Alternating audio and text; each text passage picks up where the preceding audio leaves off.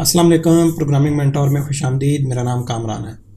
Last lecture में हम लोगों ने डॉकर इंस्टॉल किया था विंडोज़ मशीन पे यूजिंग डॉकर डेस्कटॉप। तो उसमें हमने फिर कुछ बेसिक चीज़ें सेटअप करके देखी, कुछ ऐप्स को रन करके देखा। बट आज की जो वीडियो है इसमें हम क्या करेंगे, डॉकर के कुछ अकाउंट्स हमें रिक्वायर्ड हैं फर्दर डेवलपमेंट के लिए, जिसमें डॉकर हब है जहाँ पे हम लोग अपनी रिपोजिटरीज़ क्रिएट करते हैं और रिपोजिटरीज़ को पुश कर सकते हैं, पुल कर सकते हैं, इमेजेस को पुल कर सकते हैं। और साथ में जो डॉकर प्रैक्टिस के लिए हमें एक अकाउंट प्रोवाइड करता है labs.docker.com, और वहाँ पे जाके ऑलरेडी डॉकर इंस्टॉल्ड होता है और उसमें हमने काम स्टार्ट करना है। तो लाइक अगर आपके पास लोकल पे सेटअप नहीं है और आप स्टिल प्रैक्टिस करना चाहते हैं, कोई भी डॉकर की कमांड या रन करके देखना चाहते हैं, उस केस में हम लैब्स का जो अकाउंट है उसको यूज़ करते हैं वहाँ पे और अपनी प्रैक्टिस को कंप्लीट करते हैं। अभी हम क्या करेंगे, स्क्रीन पे चलते हैं। सबसे पहला जो आपने जाना है hub.docker.com पे, और इसमें आपने अकाउंट क्रिएट कर लेना है। गूगल से लॉगिन कर लें। यहाँ पे बाय डिफ़ॉल्ट आपके पास काफ़ी सारे इमेजेस लिस्ट हो रहे हैं और ये ऑफिशियल इमेजेस हैं जो डॉकर की तरफ से प्रोवाइडेड है। इसमें हमारे पास ऑप्शन होता है रिपोजिटरी क्रिएट करने का, जैसे हम गिटहब पे रिपोजिटरी क्रिएट करते हैं और फर्दर उसमें अपने कोड को पुश कर सकते हैं, मल्टीपल प्रोजेक्ट्स क्रिएट करते हैं। Same is the case with Docker hub. और यहाँ पे रिपोजिटरी क्रिएट करने के बाद हम फर्दर उसमें इमेजेस जितने भी बिल्ड करेंगे वो पुश कर सकेंगे और किसी और एनवायरनमेंट पे जाके पुल कर सकेंगे।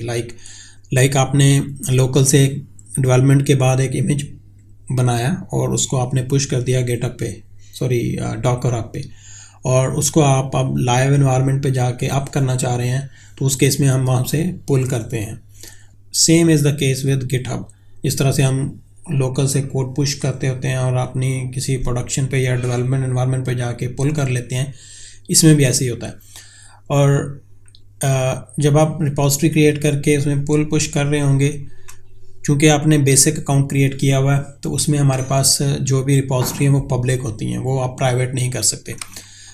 यहाँ पे आपको एक अपग्रेड का ऑप्शन नज़र आ रहा है और इसमें हमारे पास जो फ्री अकाउंट है उसमें पब्लिक रिपोजिटरीज़ के साथ कुछ लिमिटेड इमेजेस को पुश करने की या पुल करने की होती है परमिशन, जो पर डे के हिसाब से होती है।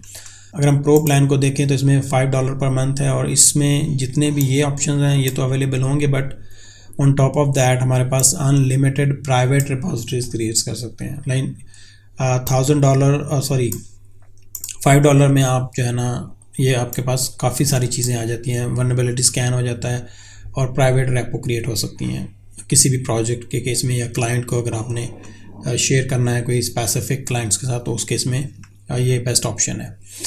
हम चूँकि फ्री प्रैक्टिस कर रहे हैं तो फ्री के साथ चलेंगे। वापस जाते हैं डॉकर हब पे और इधर ये जो ऑफिशियल इमेजेस हैं इन्हीं को यूज़ करते हुए हम आगे रन करके देखेंगे।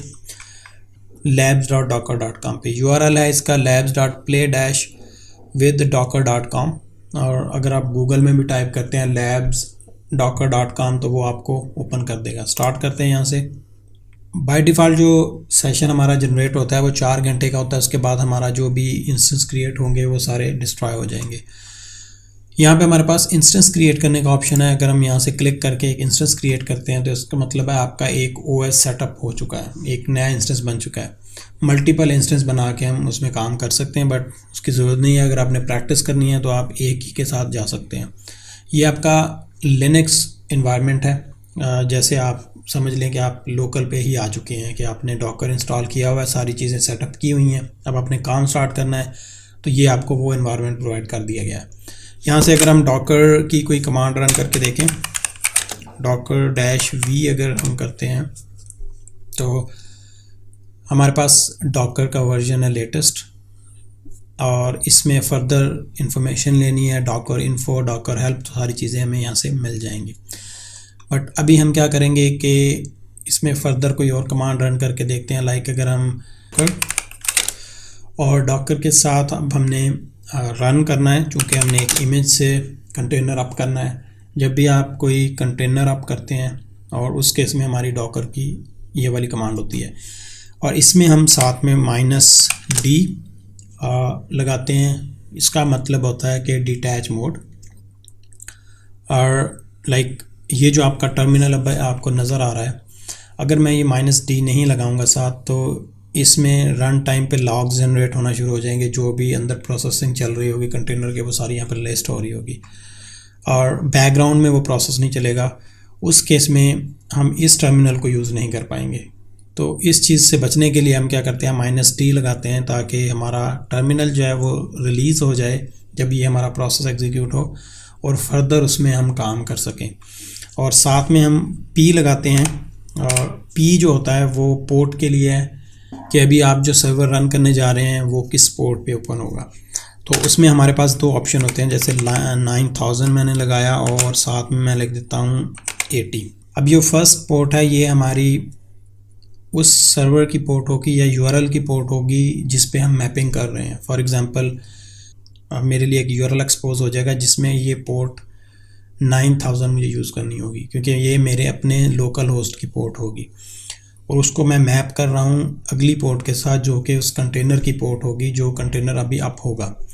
और ये इस तरह से मैपिंग हो रही होती है। और अगर मैं इसके साथ nginx कर देता हूँ या अगर मुझे nginx चलाना है तो मैं nginx लिखूँगा। ये बेसिकली आपके इमेज का नेम है। ये ऑफिशियल इमेज होगा जो डॉकर हब से हमें मिलेगा।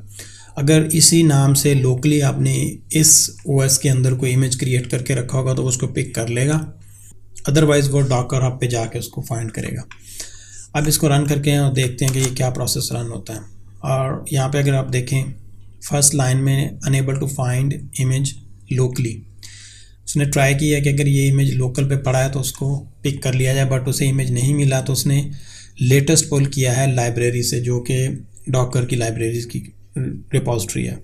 सारी पुल रिक्वेस्ट बनी और फाइनली हमारा जो न्यू इमेज है वो डाउनलोड होने के बाद ये आपका कंटेनर एक अप हो गया। अगर मैं यहाँ से डॉकर ps करता हूँ, डॉकर ps कमांड है आपके जितने भी कंटेनर अप हो चुके होते हैं उनको दिखाने के लिए आपको आप यूज़ करते हैं। तो यहाँ पे हमारा कंटेनर आईडी है nginx, हमने अगर क्योंकि बाय डिफ़ॉल्ट नाम यूज़ किया तो वो nginx है और ये उसकी कुछ इन्फॉर्मेशन है, कब अप हुआ, उसकी पोर्ट कौन सी है।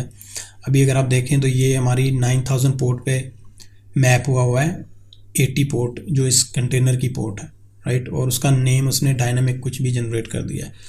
अगर हम चाहते हैं कि हमारा जो कंटेनर अप हो उसका हम अपनी मर्ज़ी से नाम देना है हमने, तो सेम अगर हम इधर इसको स्टॉप कर लेते हैं या इवन अगर हम इसको चलने देते हैं, मैं अगर कहता हूँ डॉकर रन और -d -p और इसमें मैं कहता हूँ अब 9001 और उसमें मैं मैप कर देता हूँ स्टिल 80 पे /नेम और उसके आगे अगर मैं लगाता हूँ अपनी मर्ज़ी का नेम, लाइक मैं कह देता हूँ ngx और आगे फिर मैंने बताना होगा जो मेरे इमेज का नेम है। सो इस केस में nginx होगा nginx। अब मैं अगर रन करता हूँ तो अभी जो मेरा डॉकर अगर मैं ps करूँ तो यहाँ पे आप लोग देख सकते हैं एक सेकंड कंटेनर अप हुआ है और उसमें हमारे पास पोर्ट 9001 है, मैपिंग 80 पे है और उसका नेम जो है ngx जो हमने अभी नाम रखा था। तो इस तरह से हम अपनी मर्ज़ी के नाम डिफ़ाइन करते हैं डिफरेंट सर्विसेज को रन करने के लिए। ऑलराइट जी, ये इन्वायरमेंट हम प्रैक्टिस के लिए यूज़ कर सकते हैं अगर आपके पास लोकल पे नहीं है। मेक श्योर करें कि आपके पास डॉकर हब का अकाउंट लाजमी, और उसके बाद अगर आपके पास लैब्स का अकाउंट है वेल एंड गुड, अगर नहीं है तो उसमें मसला नहीं है, बिकॉज आपने अगर यहाँ से प्रैक्टिस नहीं करनी तो फिर आपके पास लोकल इन्वायरमेंट पे सेटअप होना चाहिए। ऑलराइट जी, ये इन्फॉर्मेशन थी डॉकर हब और डॉकर लैब्स के बारे में।